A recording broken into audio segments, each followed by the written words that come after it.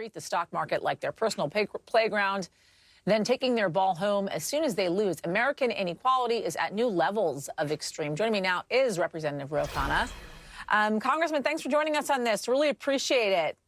Before we get started on this conversation, I just want to read for you something that your colleague, Senator Elizabeth Warren, recently said this morning, I believe.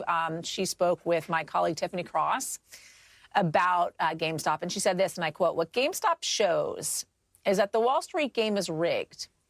And it's been rigged for years now. Hedge funds have been taking advantage of giant corporations, have been taking advantage of it, Giant corporations have been taking advantage, and individual investors over and over catch the short end of the stick. And what happened before now is not what one wanted to hear if they just kept covering their ears up." So it seems as if both you and Senator Warren feel as if this is a good thing that this happened with GameStop, because it showed what is really happening, what's really going on, the inequality that exists.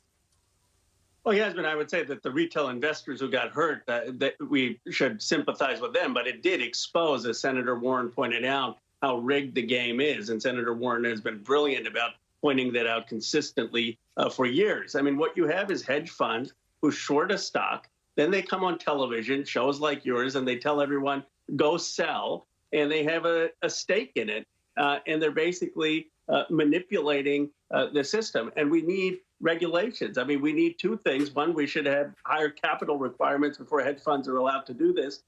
We should have the uptick rule. It's a technical rule, but it would help stop the shorting. I mean, the whole thing is being rigged for hedge funds to exploit the system.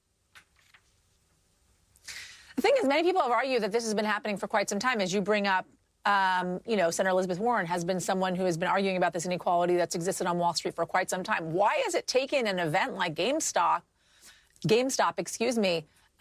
to move the needle on this, to move this conversation to the forefront when so many people knew this was happening for so long?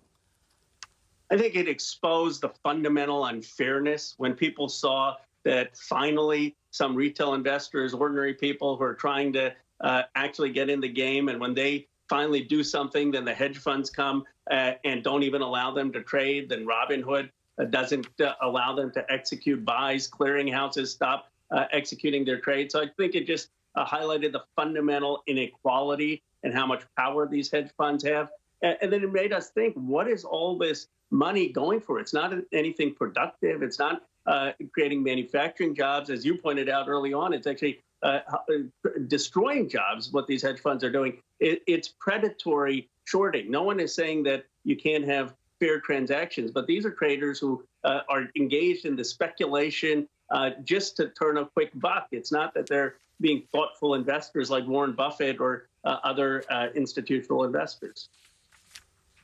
So I actually heard in what you said that you feel as if hedge funds urged Robinhood to stop trading, despite the fact that the CEO of Robinhood said that they absolutely did not do this at the direction of any market maker. And I quote. I think there are questions that are unanswered. One, did hedge funds tell the clearinghouses to stop having the trade? So as you know, Robinhood works with the clearinghouses. The clearinghouses stop executing the trade. So what we don't know is, did the hedge funds coordinate with the clearinghouses? Second, the CEO is using legalese. I mean, he says they did not have the direction of any of the hedge funds. But were they any conversation? Was there any consideration of what the hedge funds would think? I mean, the Robinhood makes its money by giving data to hedge funds. Was that part of the deliberation? So there are a lot of unanswered questions. But what we do know is that the rules are tilted towards the hedge funds, and that the retail investors were the ones on the short end of the stick.